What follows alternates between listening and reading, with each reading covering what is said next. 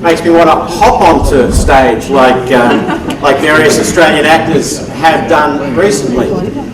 Who here is worried about corporate value? Come on. If you're not worried about corporate value, it means you like companies to go bankrupt. Who here is worried about corporate value? And who here is worried about getting decent development in their economies or in their countries, decent return for communities based on foreign investment? I certainly do. Can we do both? And that's the interesting thing that we hear a lot, is that companies can either be profitable or they can be good for communities. I dispute that. And I dispute that totally and say a good corporation can be good for community development. The question then for investment boards is your role just to worry about the finance and the finances that companies can bring when they invest in your countries?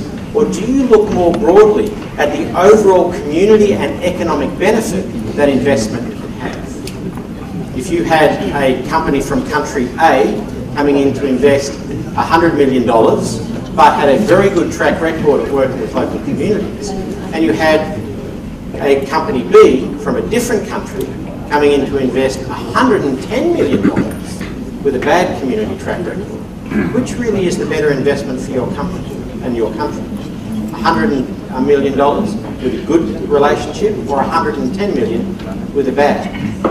That is up to your decision makers and the governance of your organisations to set your mandates.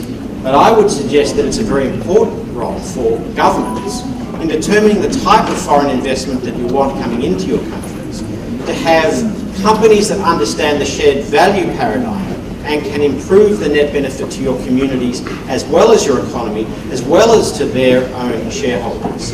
So let's talk about how this can possibly be done. Firstly, what is shared value?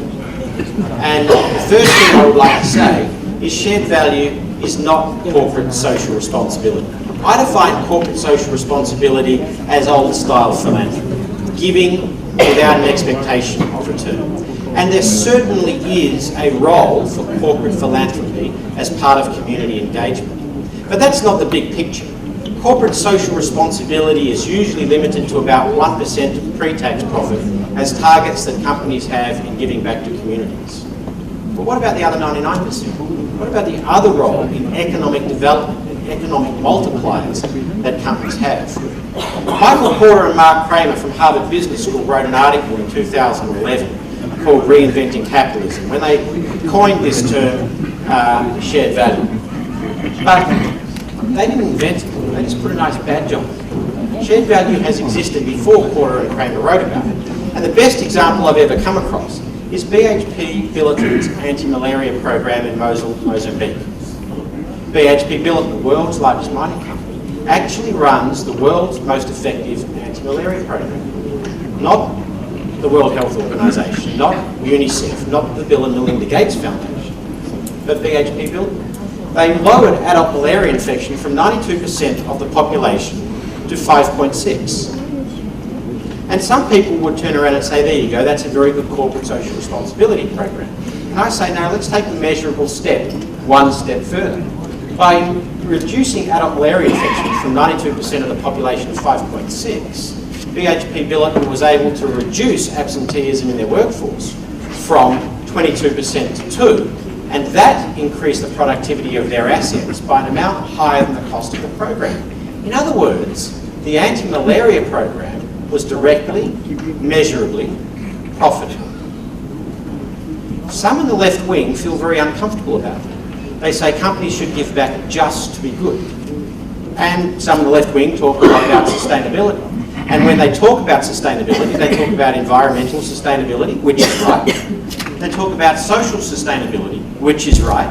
But they often forget financial sustainability. If you don't get financial sustainability, the other two fall over. In fact, I would argue if you don't have all three, the other two will fall over. So when the left wing criticise BHP Billiton and say they shouldn't be doing it for profit, I not only say it's wrong to criticise them for that, we should actually congratulate them. The link with profit is the third leg of sustainability. And who loses in this circumstance? Well, the shareholders get more return. The executives get better bonuses. But the local community get lowered malaria. And you as investment boards and people interested in the growth of your countries, wouldn't you want companies that understand that paradigm and figure out what are the social or economic or health issues that are impacting your communities and your people that perhaps it is in the interest of companies to solve? We all know the data around the distribution of antiretroviral drugs in sub-Saharan Africa. It's roughly $7 per person to distribute antiretroviral drugs by the mining companies, and it's $12 per person in re-recruitment and retention costs if they don't. It's cheaper to keep your workforce alive and healthy and save your re-recruitment and your retention costs. It's companies that understand this paradigm, that understand what shared value is. It's both companies winning and communities winning, and therefore government and taxation revenue winning as well. It's an interesting thing to start thinking about. Now for the companies, why do companies do this? One is net present value. And allow me to overgeneralise, so if you're in the industry and understand how net present value is calculated, please excuse me for overgeneralising. What is net present value? For me, this is the key driver for why companies should do good community work. Net present value in the resource sector is calculated this way. Let's move out of Africa for a second. Let's take Rio Tinto's Oyu Tolgoi mine in Mongolia. The numbers I'm about to give you are fictional numbers, so they're not real. Let's just say, how do you value this mine? How do we put a value of this mine on the balance sheet today, declaring to the stock exchange today, to help determine the share price today? Well, it's done this way. Let's assume this ore body, copper mine in the case of Oyu Tolgoi in Mongolia, just say this ore body has an estimated life expectancy of 100 years.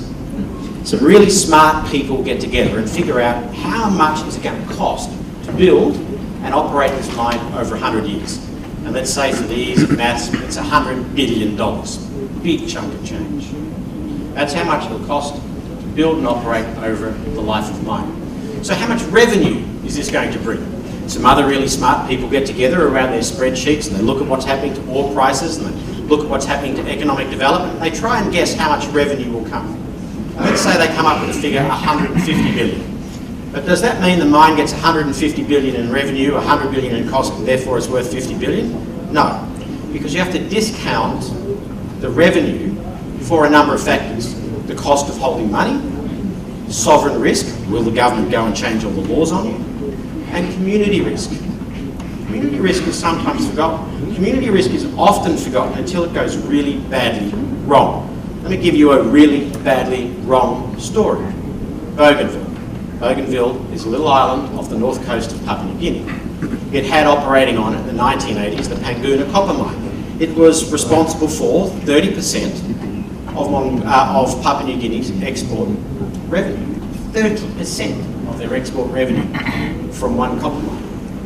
But the local government, the national government, didn't do any local capacity building. No fiscal transfers from central to regional government. No visible win for local communities from having a mine in their backyard. So many on the island started to object. They got together, started to protest. Government ignored them. The protesters then turned themselves into what they called the Bougainville Revolutionary Army. They started a civil war and the mine closed. Went from 30% of Papua New Guinea's revenue to zero overnight. And in terms of valuing the asset in the book of the company, in this case Rio Tinto, it went from multiple billions of dollars to zero overnight in 1989. Anyone know when the mine reopened? After the 1989 civil war? No. It's a trick question. It hasn't. Zero revenue for the company, zero revenue for the country. And in fact, as part of the peace agreement, there is supposed to be a referendum sometime between the year 2014 and 2020 on the ongoing independence for the Bougainvilleans. So the lack of social development, the lack of fiscal transfers from central to regional government, the lack of visible wins to the local community in that case resulted in a civil war that closed the mine and everybody lost.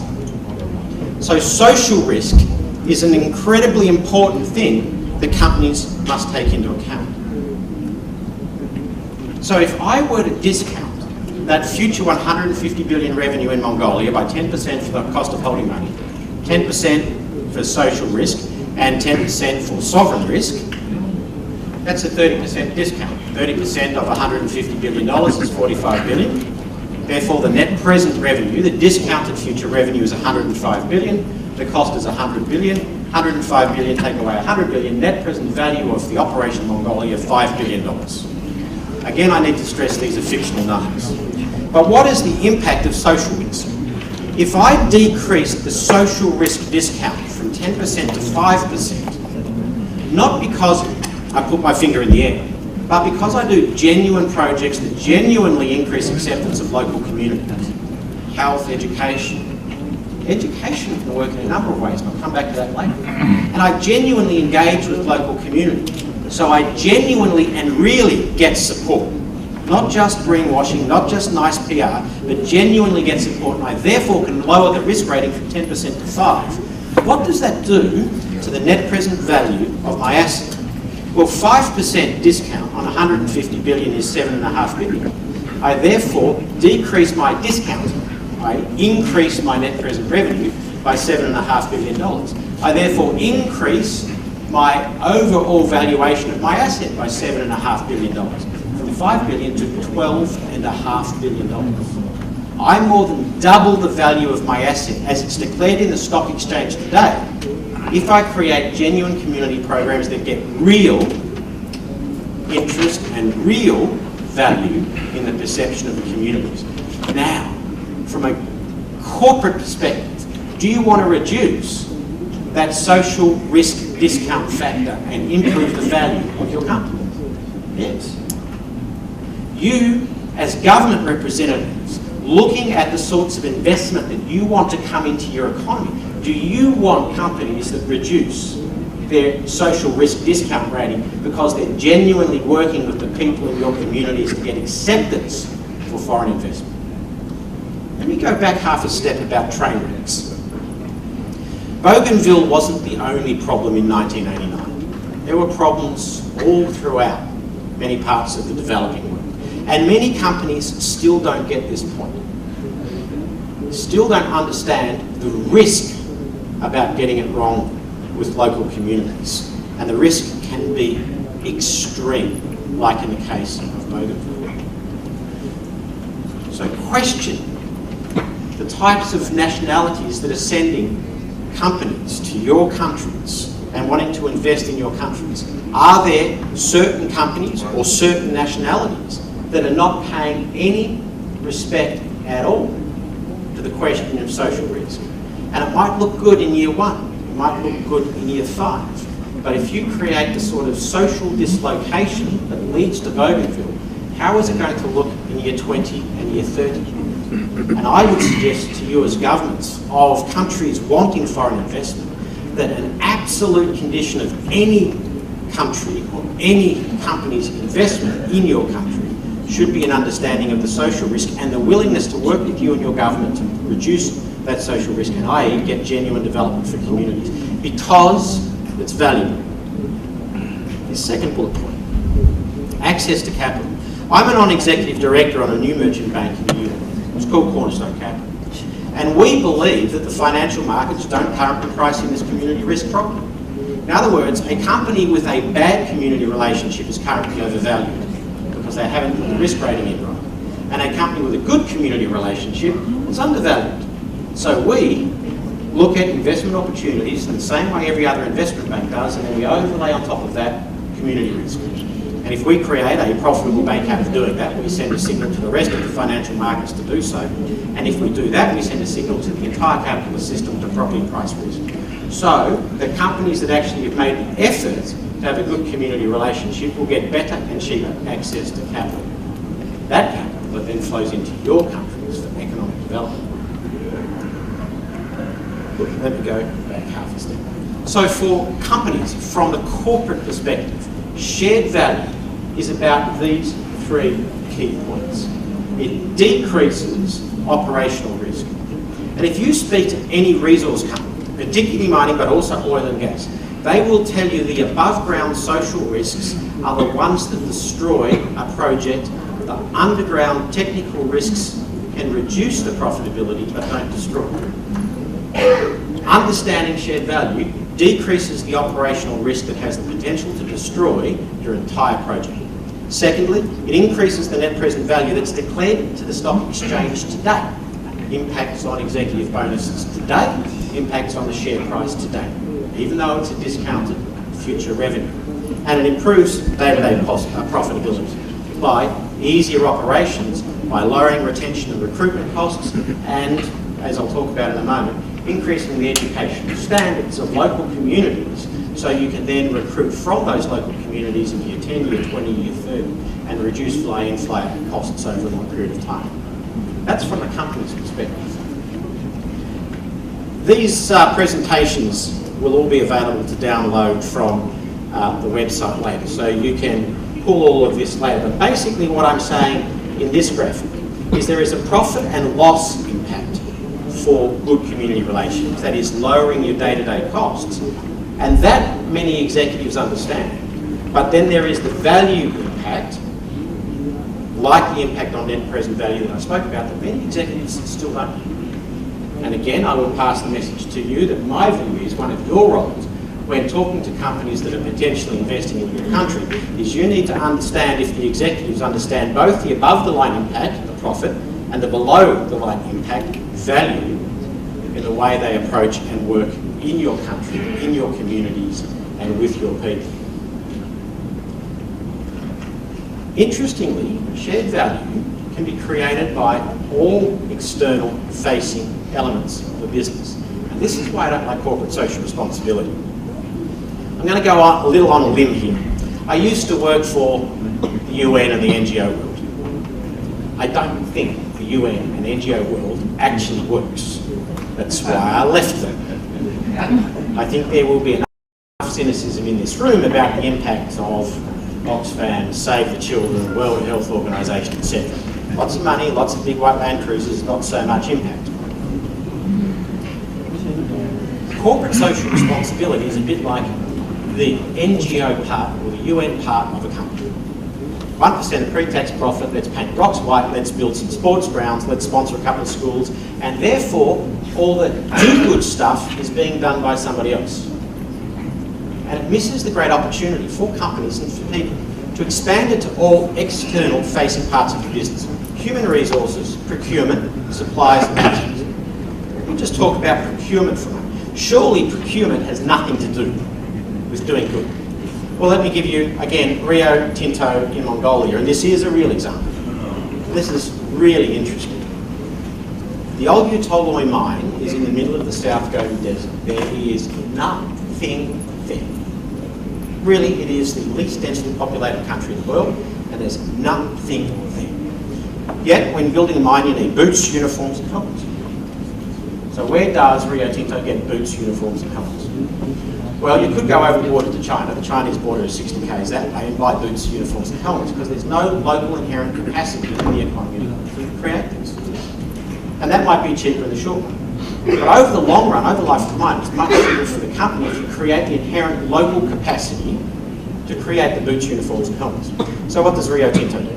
It provides a whole bunch of microfinance loans, largely to women. And that's not because they're being fluffy. It's not because they're being inclusive. It's because all the data shows that women pay back microfinance loans about 80 to 90% more than men do. Men tend to drink it, don't we, generally? Women tend to actually do something constructive. Men don't. So they give microfinance loans to women, largely to women, and help them set up businesses on 3 conditions. And they're 3 very interesting conditions. The first 2 you might pick, the third one might surprise you. 3 conditions are these. 1, you work with our occupational health and safety people to make sure your OH&S is right. Why? Because Rio's being nice? No, because Rio has all the data to show that occupational health and safety makes sense financially. Second condition, work with quality control people, because if you get the quality control right, we will buy your product. This is really interesting. It's what differentiates Rio Tinto from, say, Grameen Bank or UNDP microfinance loans.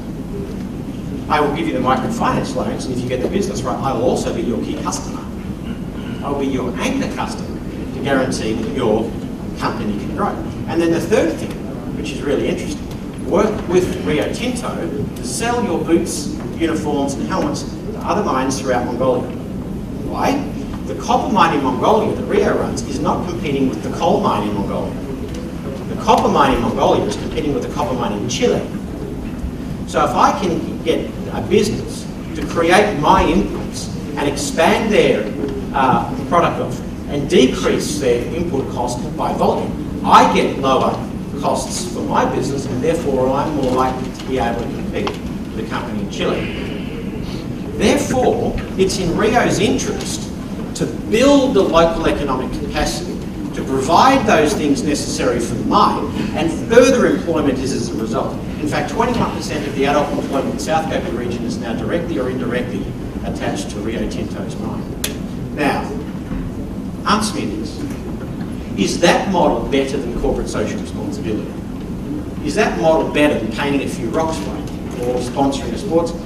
Now, ideally you can still sponsor the sports clubs, but if you actually adjust the footprint of your business and look at ways in which it's in your business interest to enhance the local communities and enhance their local economies, then you can. By contrast, I recently just came back from the Central Highlands of Papua New Guinea, and I'm not going to mention the company name. It'll be clear why in a moment. They've taken exactly the opposite approach.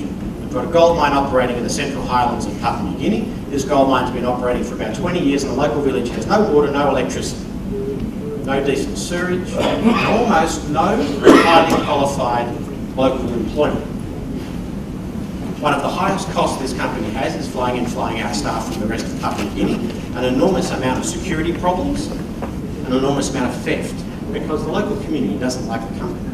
If 20 years ago this particular company had have created primary and secondary school support programs and vocational education training in partnership with the government to create highly qualified and highly skilled people from the local community to then work in a mine, then they would no longer have these fly-in, fly-out costs 20 years down the road.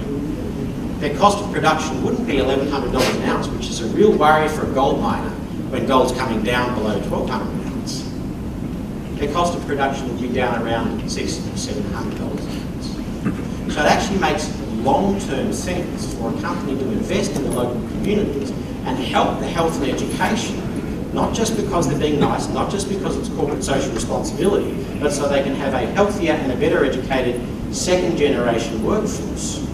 So, coming back to you guys, when you're looking at potential investment coming into your country, do you want companies that are also looking long-term? Companies that talk to you about this generation's workforce and the education system you've got in place? Or are they talking about the next generation workforce and the way that we can work together to enhance the education system to provide the outcomes that we need? Which is the better partner for you? Even if the headline money might be a little bit lower, or the partnership that you need to build might take a little bit more time to negotiate. It's a really interesting question. I'm going to give you one further example, just a small one, from Chile this time, to give you an idea of the profit versus value approach. Chilean mining company rang me up and they said, right Andrew, we need to move some sulfuric acid from port to mine. Not an unusual issue for a mining company. And we have two freight options. We can either move this sulfuric acid by road or by rail. And the freight company owns both road and rail, and they're price gouging on the rail, so we're minded to take the road option. What do you think? I said to them, well, if you look at things just from the profit and loss approach, the above the line issue, then yes, the freight rate is cheaper, so it makes more sense to go by road. But if you look at the value below the line and look at the different risk ratings that you would have for road versus rail freight, I see three areas of risk that exist on road freight that don't exist on rail: particulate pollution, road congestion, and the risk of a catastrophic spill. The question for the senior management then was, does the net present value of my company go up more because of the lower freight rate, by choosing road than net present value going down because of the increased risk rating of taking the road over rail. And that's a value judgment that senior executives need to make. And when they first said, well, that's too hard, we're not going to do it, I said, then you're valuing the risk at zero.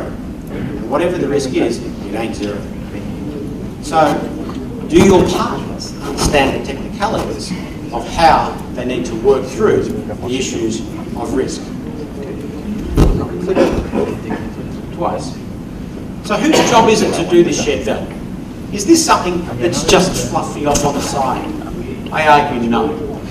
It's everyone in the company, everyone that's got an external facing component in a corporation needs to understand how that external facing footprint impacts on local communities and impacts on government relations around it, and then maximises the value to both coming out of the entire footprint of corporate operations. Social procurement, social enterprises, I like to take out the word social and just say it's smart. That example of procurement in Mongolia, a lot of people say that's a great social procurement exercise. And my answer is, I think it's just a smart procurement exercise. And sometimes these words like social distract us from it's actually just good business. And then this last little point is all for you people, it's not for corporations. Should you write shared value outcomes into your investment agreements? That's a question for you and for your governments to talk about, think about and decide.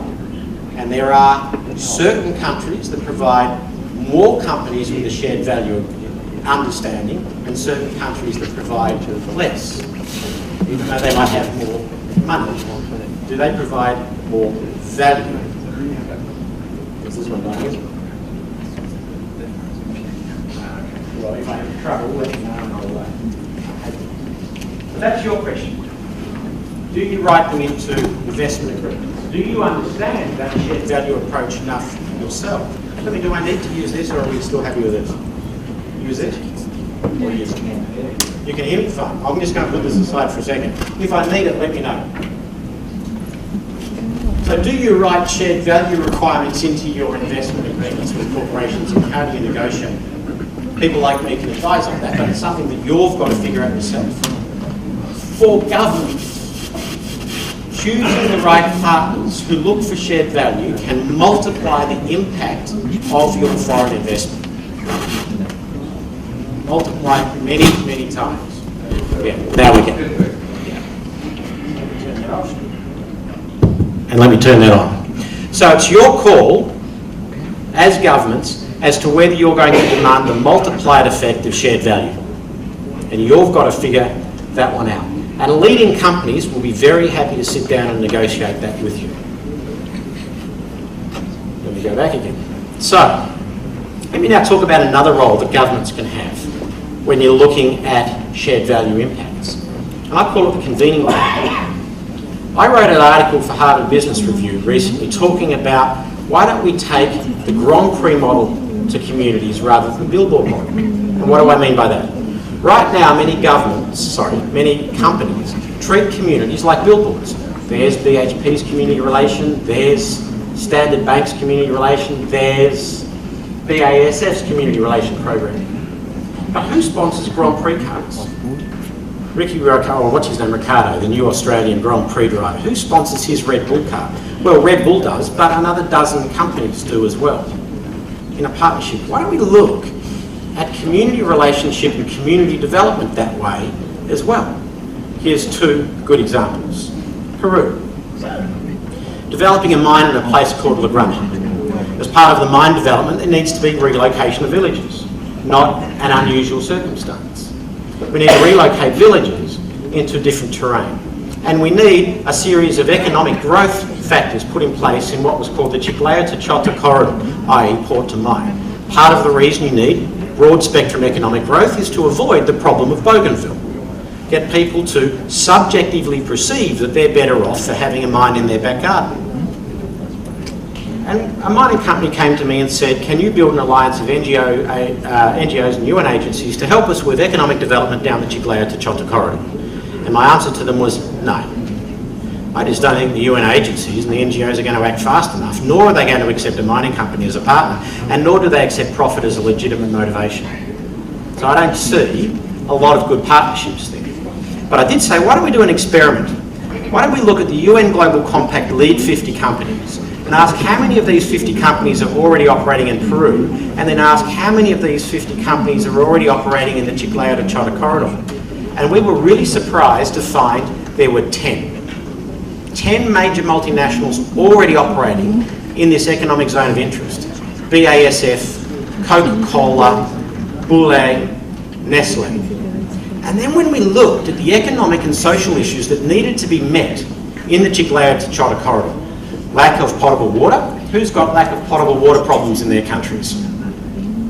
Okay, everyone wake up. Who's got lack of potable water problems in their countries? My country does. Every country has lack of potable water problems. Okay, lack of potable water was a problem. Lack of good nutrition was a problem. And lack of small-scale farmer productivity was a problem. So does the mining company go and figure all of this out on their own? No. Let's have a look at those 10 companies that were operating in the Chiclayo to Chota corridor. Coca-Cola, part of its business model is a net increase of potable water in every community it operates in. So let Coke worry about water. Nestle's business model, let's work on nutrition, particularly children. It's their business model. Let them do the nutrition. BASF provides agricultural and fertilisation support to improve the productivity of small-scale farmers. Let them do that. So question, who provides the convening power role to bring different private sector companies around the table and say, how do we divide up the economic growth tasks that local and regional communities need? Isn't that the role of government? And can't government, as part of negotiating the investment agreements of inward foreign investment, require companies to participate in roundtables? Can't that be written into those agreements? Another example, Mongolia and Humboldt. And I like this one because I'm sure many of your countries are going to have a similar issue. You develop a new mine site, and the new mine site is away from population centres. You need to develop a new population centre to house mine staff. And we all know mining towns are disasters. A big fence, towns full of men, and what happens when you get towns full of men? A whole lot of really socially disruptive issues for your community, issues around prostitution, issues around child trafficking, and all of these sorts of issues we really, really don't want. Yep. This is Humboldt. Humboldt 3-4 years ago, middle of the South Gobi Desert, the closest village to the Oyu Tolgoi mine. You can see it's literally got nothing. No sewage, no reticulated water, no 24-hour power, nothing. Within 10 years, this will become Mongolia's 3rd or 4th largest population centre and its richest town by head of population, based on the salary scales of the mine. Why would the mine, therefore, build a mining town?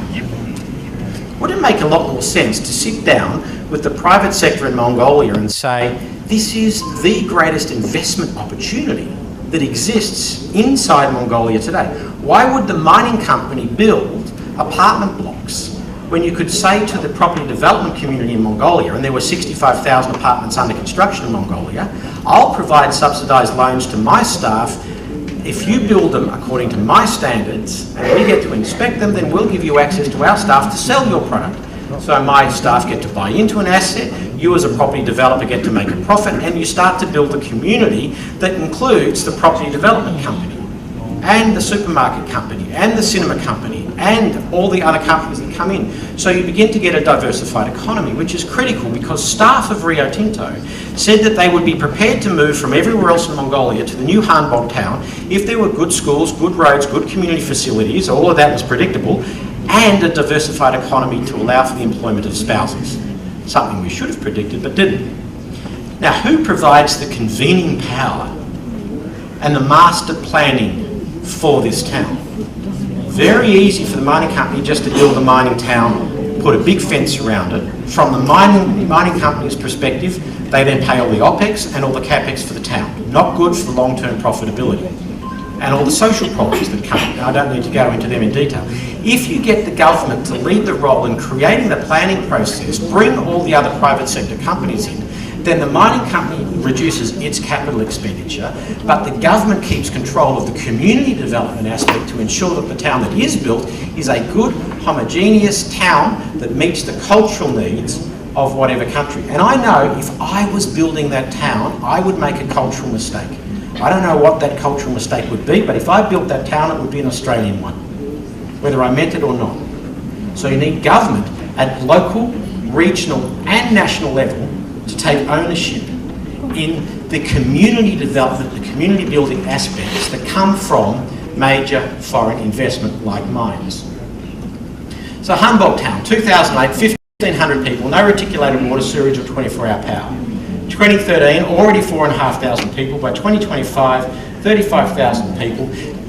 And that would avoid a 1.4 billion net present cost fly-in, fly-out for the mining company. There's a big chunk of change to therefore negotiate with the mining company on how much it contributes to some of the infrastructure where there's not a business case for other investment. And we all have the challenge of needing to house continually urbanising populations in our countries. Now, you would not have thought that someone speaking to an investment conference, particularly around the resource sector, is now going to start to talk about community development, urbanisation, child trafficking, and issues like this that we all need to confront. But isn't this part of the role to make sure that you, when you are proof checking companies that are going to invest in your countries, that they don't just look at dollars and cents, that they understand all the other impacts that they're going to have in your communities as well. You can either build really good cities, really good urban centres off the back of major foreign investment into the future, or you can have Bougainville. And it's your choice which way you go. You set the rules. Now, why do we do all of this? And I'm going to feed back onto the discussion we had a couple of hours ago from the gentleman from Singapore.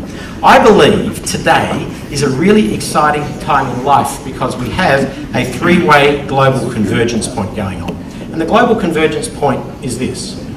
Firstly, there are 4 kids who used to always wait outside my house in Rwanda each day in the 1990s. I don't know why they did that. Of course, they weren't going to school. It was Rwanda in the 1990s. I don't need to tell you why. But they would stand outside my house down to attention and salute every day.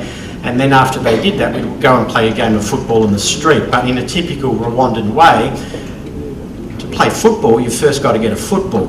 And in a country like that was in the economic circumstances that it was, that meant going down to the rubbish tip and finding a whole bunch of rubbish that we could then wrap tyre tubes around and we make our own football. And I've never seen happier kids because these kids, throughout their entire life, concentrated on what they had. They didn't concentrate on what they didn't have. And it made them a lot of fun. One of these kids also said to me, and it was an amazing, I don't know where he got it from. I've heard it from a lot of places since, but he said to me one night, he said, you know, your problem in the West is you think education is a right. We know it's a privilege. Convergence point 1 is a growing awareness of the lack of efficiency and lack of effectiveness from UN agencies and NGOs over the last 50 years. Anyone here from the Democratic Republic of Congo? There must be. Who's here from the DRC? You know as well as I do, there's been billions of dollars that's gone in from foreign aid into DRC over the last 50 years, and what's come out? Isn't that the definition of Einstein's definition of insanity, doing the same thing over again, expecting a different result? I'm not saying all UN agencies are bad and all NGOs are bad. I just say there is an incredible lack of evidence to show impact for the billions of dollars that they've had. They're very good at measuring themselves on process. You would all have read a UN report that says something along the lines of, we were given $100 million to solve child poverty, we spent 97 million, therefore that's 97% implemented and therefore the program is successful, but no actual outcome measure on it. And I know that's what the reports are because when I worked for the UN I wrote a lot of them. But there's a growing awareness of the need for us to hold UN agencies and NGOs to account for effectiveness and efficiency on outcome. I said this to a UN audience once and they said, Andrew, you're too focused on money. This is about people. We shouldn't be worried about money. And I turned around and said, now think about it this way. If I spend $100 to bring 10 children out of poverty and I get a 10% efficiency gain, I don't now spend $90 to bring 10 children out of poverty. I still spend 100, but I bring 11 children out of poverty now, not 10. So actually, ironically, we should be holding UN agencies and NGOs to account far more stringently than we hold the private sector to account, because we're talking about people. But we don't right now. And many of your governments don't. And I've spoken with many of your governments over time, and various ministers have said to me versions of, well, there's nothing we can do because that's what they say are the rules. You're the governments, you're the sovereign, you change the rules, hold them to account. That's convergence point 1. Convergence point 2 is a growing awareness of the role of the private sector, not through corporate social responsibility, but through what I call in development investment, not development aid, through shared value and through investment for outcomes. One of the other companies I'm on the board of is a company called Homestrings, and we create investment products aimed at diaspora populations to invest back in infrastructure in their home countries. Give them the option to build back their home countries, not just donate back to their home countries. One of the great tragedies of remittance incomes is people who send money home for 20 or 30 years, when they come home on retirement, have no preserved capital. And there's a lot of trouble in a lot of countries like yours with people coming home after spending a couple of decades abroad with no preserved capital. So let's create products where they can invest in their home countries, earn a return off those investments. Those returns can pay for cousins to go to school, and let's preserve capital for when people retire and they come home back to their countries. There's a role for that sort of investment, and there's a role for companies that understand shared value and bringing communities together. That's convergence point number 2. And convergence point number 3 is manifesting itself in my country and Canada more than anywhere else at the moment, simply because of where Canada and Australia are on the economic cycle. Neither Canada nor Australia suffered in the global financial crisis. Didn't. Australia, 22 years without a recession. Touch wood. 22 years of unbroken economic growth. What that means is Generation Y now demands a social outcome as part of their work. Any human resource manager of major companies will tell you the biggest problem that they have is retention and recruitment of high quality staff. In fact, the best graduates coming out of universities in Australia and Canada today are not hired. The best graduates coming out of universities hire and fire their employer.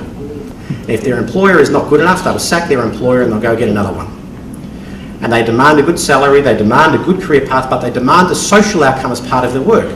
The response of many companies is to create volunteer days and fund NGOs and do all of this sort of thing. I say to companies, if you're able to persuade your staff that your core business activity was actually having a social outcome, how much more motivated will your staff be? And how much better will your retention be? The only way to sustainably end poverty is through employment, isn't it? Small, medium and large scale enterprises employing and paying tax to give governments money so they can employ people. It's the only way to sustainably end poverty. Small, medium and large scale enterprise employing people. Which is why when I talk to UNDP, any project they have, their outcome must include ongoing employability of their beneficiaries, and then hold them to account to that. And now if you were working for a mining company and you could persuade your Generation Y staff that you're actually doing more to bring the poor out of poverty than going off and working for UNICEF, aren't you going to hold more people in your firm? And am I just floating a balloon here? Marsha Langton, who some people here might know but many won't, she is a left-wing feminist Aboriginal academic activist in Australia. She's a friend of mine, so I can call her all of those things, and she does quite happily too. She says the best thing that's happened to Indigenous Australians since European settlement of Australia has been Rio Tinto. Rio Tinto, who work with communities, who educated communities and now employ more Indigenous Australians than any other company, and has taken Indigenous youth the best step forward in the underdeveloped part of Australia. So that is a challenge for you. I believe the people, the governments and the countries that understand that three-way global convergence point the best will have a 50-year leadership position. Do you understand how that convergence point works? Do you filter potential investors through that convergence point pot? That's a question for you and your governments. This is my last slide. I'm going to wrap up, and I think we've got time for one or two questions on this. A note on approaches in advice. Why do I say learn from Australian experiences, apart from the fact that I'm just Australian? I say it for two reasons.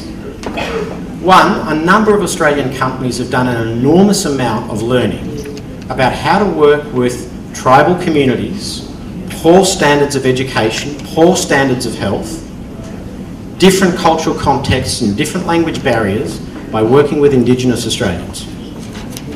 There is an enormous amount of learning that has been made. Maximise that. Take the companies that have learned. Ask companies from Australia, what's your Indigenous track record in Australia? What learning can you apply to work with different cultural contexts within your countries?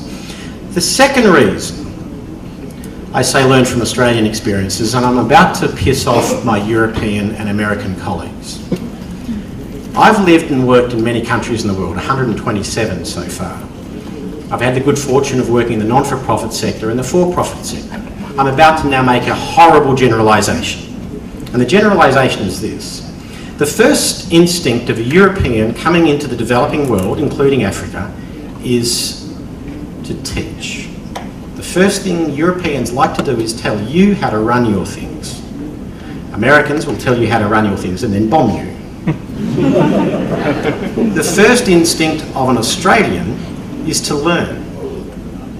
The first time you meet Australians, often the first question out of their mouth is a version of, how do you do it? How does your country work? Tell me about your culture. It's something unusual, and I've never quite put my finger on the reason, and it is a generalisation. There are exceptions to this, well and truly. But as a generalisation, I find that Australians come into a different culture and a different economy, and their first instinct is to learn. And Europeans still have the first instinct to teach. Question: who do you want as your partner? And I'll just leave that as a question. A challenge for our Chinese friends who are here. I've recently been working with a number of members of the People's Consultative Committee, the upper house of Chinese Parliament. Are state-owned enterprises in China, particularly in their investment strategies in Africa, willing and prepared to understand and implement shared value approaches? My view, and the member of the Chinese Parliament I've been speaking to agrees, is that the current approach of state-owned enterprises into Africa is the same as Western multinationals back in the 1980s. I need a legal licence to operate and pay no attention to social licence to operate. They get their investment agreement, they sign it, a whole bunch of Chinese money comes in, a whole bunch of Chinese people come in, build and leave. Very little capacity building, very little extended community building, and a very low awareness of the risks associated to dislocation of local communities from huge inflows, which will result in Bougainville-type activities from some Chinese investments should they not learn the lessons of needing to have social licence to operate. So this now leaves a lot of questions for governments, unions and corporations. Shared value, the most important word is not value, it is shared. It's working together to determine maximum benefit that comes from any inflow of investment. It takes time, it takes skill to be able to set up the negotiating and the ongoing maintenance of programs, and the roles of government and major corporations to be the convening power to bring other people around the table. Create a long-term vision for economic development, of which any individual investment is only part. And you and your governments must control the long-term vision and must ensure that everyone is singing from the same song sheet on what the long-term objectives are for that economic development. And there are plenty of us around who can help you do that. But you've got to be aware and you've got to understand and want to apply shared value approaches, which might mean upfront less money, but over the long term, better development. And on that note, I'm going to hand over to you for questions. Thank you.